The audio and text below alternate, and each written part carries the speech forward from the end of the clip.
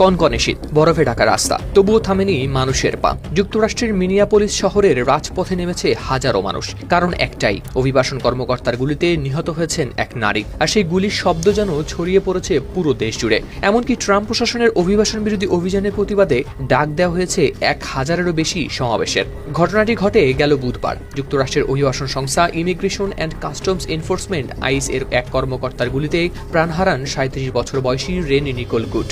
তিনি জড়িত ছিলেন না কোনো সহিংসতায়, বরং আইসের কার্যক্রম পর্যবেক্ষণকারী একটি স্বেচ্ছাসেবী সংগঠনের সদস্য হিসেবে করছিলেন কাজ। এ হত্যাকাণ্ডকে কেন্দ্র করে মিনেসোটার ডেমোক্রেট নেতাদের এবং প্রেসিডেন্ট ডোনাল্ড ট্রাম্পের প্রশাসনের মধ্যে চড়া উত্তেজনা বিরাজ করছে। বার্তা সংস্থা রয়টার্সের প্রতিবেদনে প্রকাশ পেয়েছে এ তথ্য। শনিবার শহরের রাস্তায় নেমে আসে 10,000-এর বেশি মানুষ।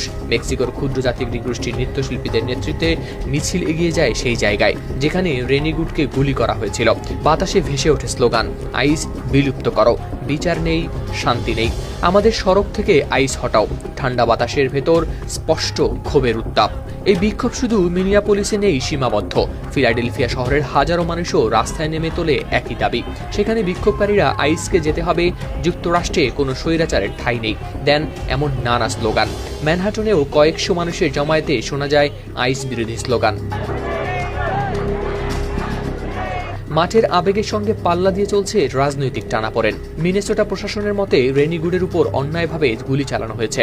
পথচারীদের ধারণা করা ভিডিওতে দেখা যায় তার গাড়ি এজেন্টের কাছ থেকে সরে যাওয়ার সময় গুলি ছোড়া হয়। তবে ডিপার্টমেন্ট অব হোমল্যান্ড সিকিউরিটি বলছে ওই কর্মকর্তা আত্মরক্ষার্থেই গুলি চালিয়েছেন।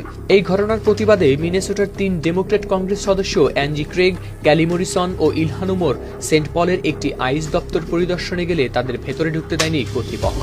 তারা একে বেআইনি বলে আখ্যা দিয়েছেন এবং আটক ব্যক্তিদের মানবিক আচরণ নিশ্চিত করার দাবি তুলেছেন। এদিকে বিক্ষোভকে কেন্দ্র করে মিনিয়াপোলিস শহরে নিরাপত্তা জোরদার করা হয়েছে। সেখানকার মেয়র জ্যাকব ফ্রে বলেছেন, আন্দোলন মূলত শান্তিপূর্ণ হলেও সরকারি সম্পত্তি নষ্টকারীদের বিরুদ্ধে কঠোর ব্যবস্থা নেওয়া হবে। গেল শুক্রবার রাতে কিছু হোটেলে জানালা ভাঙচুর ও বিশৃঙ্খলা সৃষ্টি করার অভিযোগে 29 জনকে গ্রেপ্তার করেছে পুলিশ। কিন্তু আদালত প্রাঙ্গণ থেকে শুরু করে আটক কেন্দ্র পর্যন্ত প্রতিটি জায়গায় ছড়িয়ে পড়েছে প্রতিবাদের আগুন। হাওলাদার শামীম, RTV।